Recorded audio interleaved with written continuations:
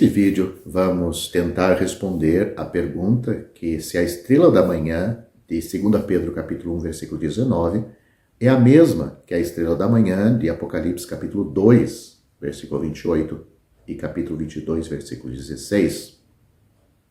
Vamos ler esses versículos. Primeiro, em 2 Pedro capítulo 1, versículo 19, e temos muito firme a palavra dos profetas, a qual bem fazeis em estar atentos, como a uma luz que alumia em lugar escuro, até que o dia apareça e a estrela da alva, ou a estrela da manhã, apareça em vossos corações. Agora vamos ler Apocalipse 2. E ao que vencer e guardar até o fim as minhas obras, eu lhe darei poder sobre as nações, e com vara de ferro as regerá, e serão quebradas como vasos de oleiro, como também recebi de meu Pai, e dar-lhe-ei a estrela da manhã. Apocalipse capítulo 2, eu li do versículo 26 a 28. Agora, Apocalipse 22, eu, Jesus, enviei o meu anjo para vos testificar estas coisas nas igrejas. Eu sou a raiz de Davi, a resplandecente estrela da manhã. Capítulo 22, versículo 16. Em primeiro lugar, consideraremos o contexto da referência à estrela da manhã em Apocalipse 2 Pedro. Aliás, a estrela da manhã em 2 Pedro, capítulo 1, versículo 19. Os versículos 19 a 21 do capítulo tratam das escrituras proféticas. Pedro está falando disto. No parágrafo anterior, ouvimos a voz de Pedro e também a voz de Deus Pai. Ele disse: "Este é o meu Filho amado, em quem me comprazo", falando do Senhor Jesus, versículo 17. Agora somos direcionados para a voz da profecia. Assim, diz Pedro, nós também somos, nós também temos uma palavra de profecia mais segura, ou temos a palavra profética confirmada. O que Pedro e seus companheiros apóstolos viram e ouviram no Monte Santo foi uma confirmação do que os profetas do Antigo Testamento haviam predito. Pedro acrescenta: "Ao que fazeis bem em atender em vossos corações". É aqui que devemos prestar atenção. Não na mente, a esfera do intelecto, mas no coração, a esfera do afeto. Pedro continua dizendo, como uma luz ou lâmpada para a noite, que brilha em lugar escuro. As escrituras proféticas iluminam à medida que nos movemos em testemunho através de uma cena que é descrita como um lugar miserável. No entanto, há um limite de tempo estabelecido, até o dia raiar. A luz romperá a escuridão e isso acabará com o aparecimento de uma lâmpada, ou seja, e a estrela do dia surgirá. A referência é a vinda do Senhor. E deve-se ter em mente que Pedro, em seus escritos, fala da vinda do Senhor de maneira geral. Apocalipse diz: ao vencedor de Tiatira, Jesus Cristo diz: "Eu lhe darei a estrela da manhã". Apocalipse capítulo 2, versículo 28. Visto que ele, o Senhor, se identifica desta maneira no capítulo final de nossa Bíblia, ele diz: "Eu sou a resplandecente estrela da manhã", Apocalipse capítulo 22, versículo 16, as palavras de Apocalipse capítulo 2 também parecem ser uma referência a Cristo. Não a si mesmo pessoalmente, mas um aspecto de si mesmo que fortaleceria a fé dos crentes em Tiatira. Como a estrela da manhã, ele anuncia o amanhecer do dia, pois seu brilho precede o nascer do sol, a estrela da manhã. A vinda do Senhor Jesus, como a estrela da manhã, nos remete à vinda dele para o arrebatamento dos salvos. Ainda quando está escuro, já a sua vinda como o sol da justiça expressa o que nós temos em Malaquias capítulo 4, versículo 2, será a sua manifestação para a nação de Israel e o mundo. Portanto, parece-nos que essas três referências que encontramos está se referindo, sim, ao Senhor Jesus, e na mesma ocasião em que ele aparece para o arrebatamento, para levar o seu povo. A estrela da manhã é aquela estrela que aparece solitária antes do nascer do sol. Nos dias de Pedro ela já existia e existe até hoje. Uma estrela solitária que aparece na madrugada, antes de nascer o sol. Portanto, isto mostra que o mundo não vai melhorar até o arrebatamento da igreja e depois vai piorar. O Senhor Jesus vem ainda quando este mundo está em plenas trevas. Antes de nascer do sol, que ele vai vir, depois de 7 anos do arrebatamento, ele vem como sol da justiça para reinar, para estabelecer o seu reino, julgar este mundo e depois estabelecer o seu reino aqui, um reino de 1000 anos, onde Israel será a cabeça das nações. Cristo vem para estabelecer o seu trono, Jerusalém será a capital do mundo, mas tudo isto é assunto para outro vídeo. Quero aproveitar e deixar uma palavra para você que não tem certeza ou segurança da sua salvação. Me faço uma pergunta: será que está seguro um homem parado no topo de um penhasco escorregadio? Se ele está constantemente em perigo de cair, então nunca se pode dizer que ele está seguro. Na verdade, ninguém pode estar seguro espiritualmente se perder a salvação por cometer um ato pecaminoso. Ou você acha que vai estar seguro?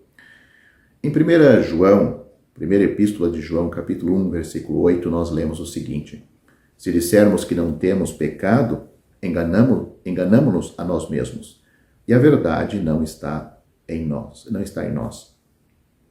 É bom notar que a palavra pecado está no singular, a palavra pecado aqui neste versículo, pois João está falando da natureza, da raiz, e não dos frutos, ou seja, os pecados. Ele está falando da natureza caída, a natureza, o pecado, e não os pecados, os seus frutos.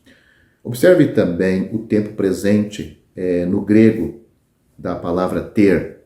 Ele não diz tive no passado, ele fala no presente, ter. João não está se referindo à vida pecaminosa passada enquanto não convertidos, mas o estado presente em que os crentes ainda têm pecado, a natureza. Ninguém chega a um ponto na vida em que está livre do pecado. Não existe tal coisa como um crente vivendo em um estado sem pecado. E, portanto, não será possível para um crente estar seguro, sem perder a salvação, se depender dele estar sem pecado, a natureza. Isto só ocorre na hora da morte ou com a vinda do Senhor Jesus no arrebatamento.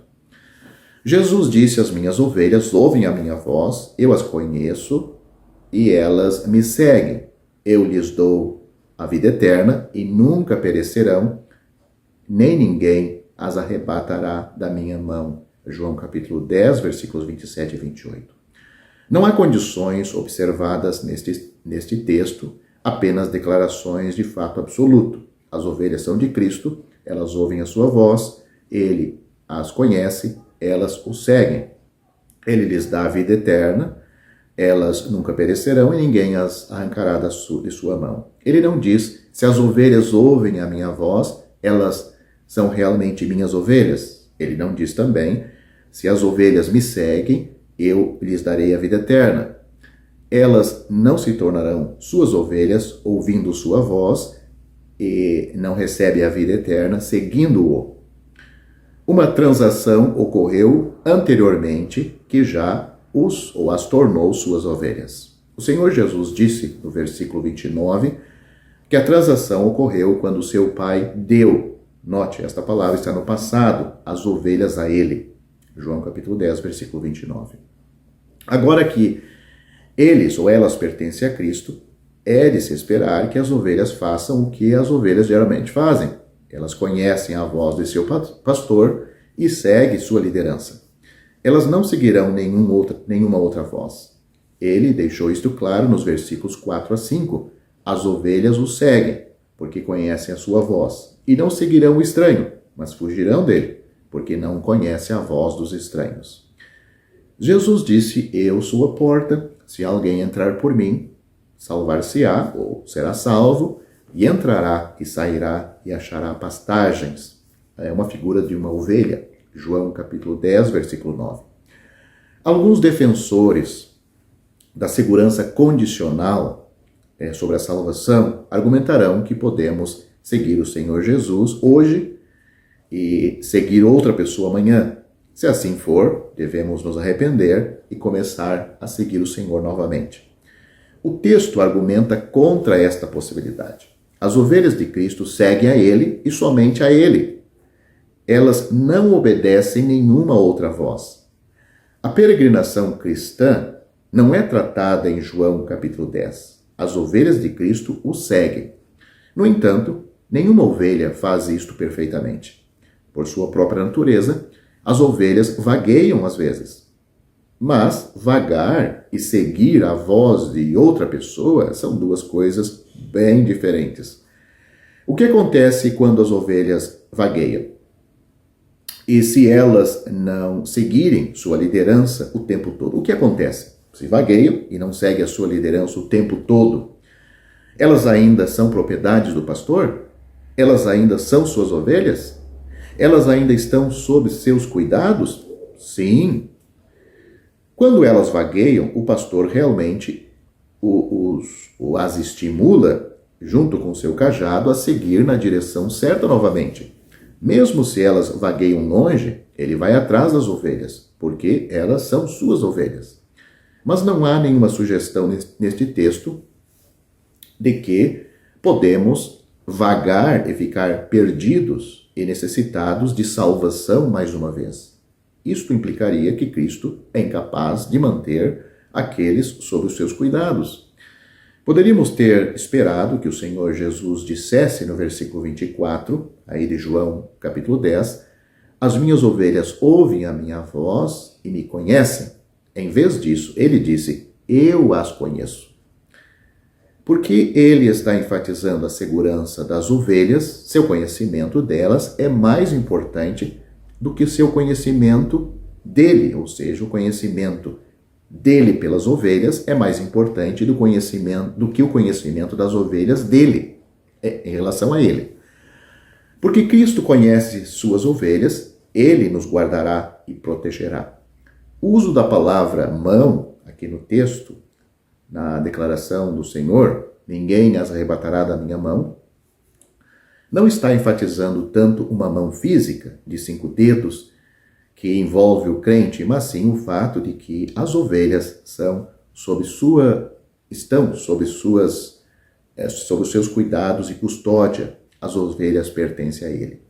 O fato de que ninguém os arrancará de sua mão indica pelo menos 2 coisas. Primeiro, não há ninguém poderoso o suficiente para levar suas ovelhas. Ao contrário do mercenário, dos versículos 12 a 13, é por isso que ele, o Senhor, pode dizer, eles nunca perecerão, ou elas nunca perecerão, no versículo 28. Segundo, as ovelhas nunca se tornarão propriedade de ninguém, mas sempre pertencerão a ele. Os falsos ensinadores geralmente ignoram a ênfase desta passagem na propriedade minhas ovelhas, meu Pai que mas deu elas. E, portanto, perdem detalhes importantes. Além disso, eles costumam argumentar que, embora ninguém mais possa nos tirar da mão de Cristo, podemos nos retirar voluntariamente. Isso adiciona ao texto o que não está lá. Jesus não disse, ninguém mais as arrebatará da minha mão. Ele disse, ninguém, incluindo aquele na mão de Cristo.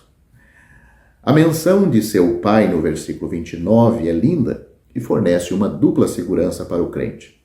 A frase que conclui os versículos 28 e 29 são quase idênticas. Uma diferença é que ele disse que ninguém deverá nos arrancar de sua mão, versículo 28. Ele acrescenta que ninguém pode nos arrancar da mão de seu Pai, no versículo 29. Nenhuma ovelha se perderá, porque nenhuma ovelha pode se perder. Ele é tão forte que as ovelhas nunca precisam temer. Jamais pereceremos.